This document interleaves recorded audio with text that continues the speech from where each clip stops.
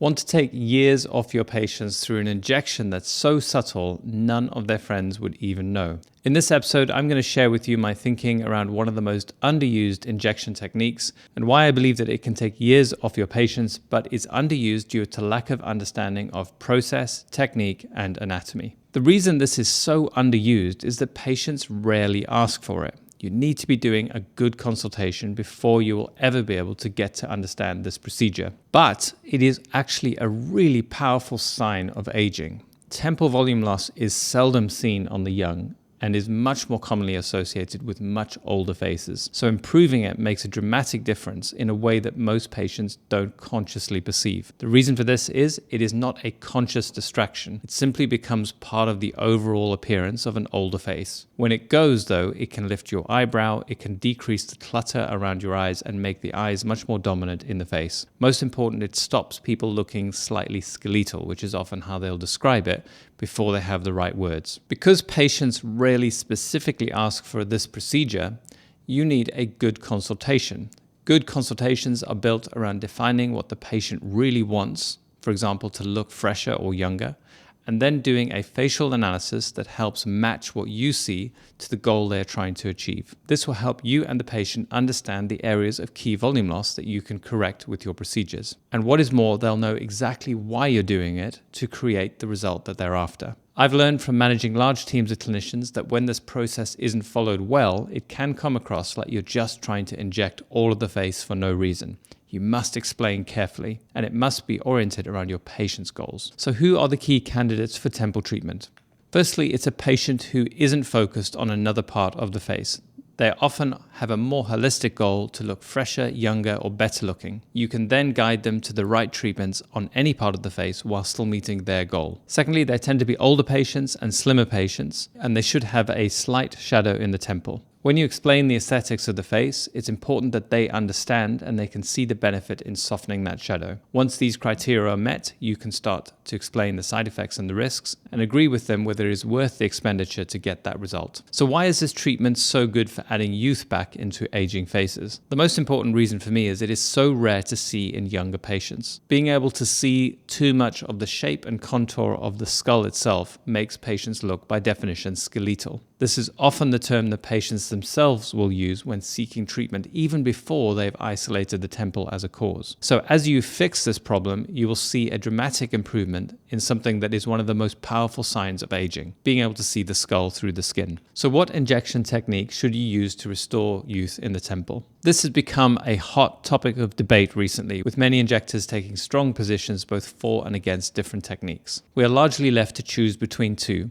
a needle on bone or a cannula type technique more superficially. The truth is, the best injectors use both techniques and use them appropriately in different patients. It's important to also understand some of the more analog variables. These are the safety steps that you can take that are harder to measure and debate. We are so guilty in aesthetics of debating needle versus cannula that we often forget all the other safety steps that are also included in a safe procedure. So what would I do in my average case? Typically, I do prefer the needle on bone technique, but I don't just inject the temple. There are multiple steps I can do to make it safer. The first thing is the angle of the needle and the position of the needle should be placed in such a way as you get maximum benefit for the least amount of volume. The defining point of temporal volume loss is the shadow behind the periorbital rim. As you elevate the tissue just here, you often, with a small amount of product, will get a relatively large decrease in the shadow that makes someone look skeletal. But before I inject, I'll also be looking in several different ways for ways of reducing risk. For example, feel with every patient for a pulse.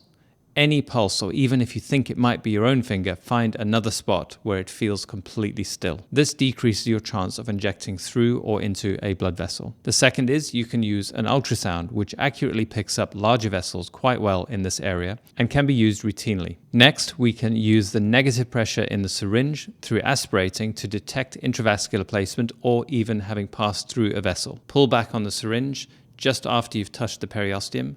You can then pull the whole needle in and out to see if you've gone through a blood vessel and maximize the chance of getting that little flashback that tells you you're in a vessel, in which case you would stop the procedure and inject somewhere else. Or if you don't get a positive, you know that you've reduced the risk dramatically, somewhere between 50 and 80% of being intravascular. Layer all these steps together and you've dramatically reduced risk. The amount of trauma for this technique is also relatively tiny. It's one injection point. Once you've done all those steps, you place all your product in through that one entry point. It is much less likely to cause trauma to nerves, blood vessels, and veins, even if we're not talking about occlusion, than using a cannula across a wider area. So when do I use a cannula? Cannula is a fantastic tool for more superficial or wider spread volume loss. So once you've corrected the most defining point of volume loss, I often find a cannula is useful for spreading product in those cases that still need more, which is a minority of my cases.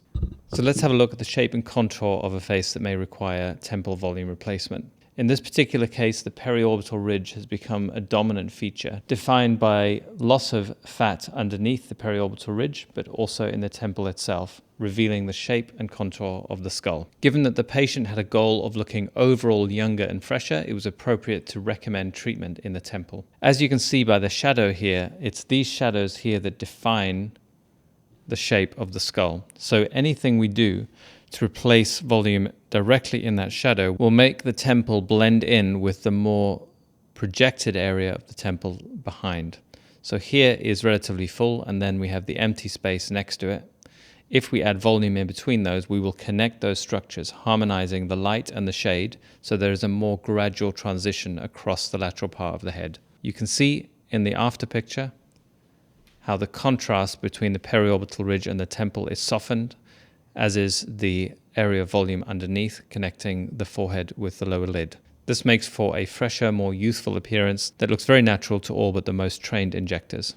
If you want to learn more about how to create natural, youthful results for your patients, consult them well, create beautiful treatment plans around a real framework rather than just opinion, make sure you click on the link in the description of this video that will tell you more about my training.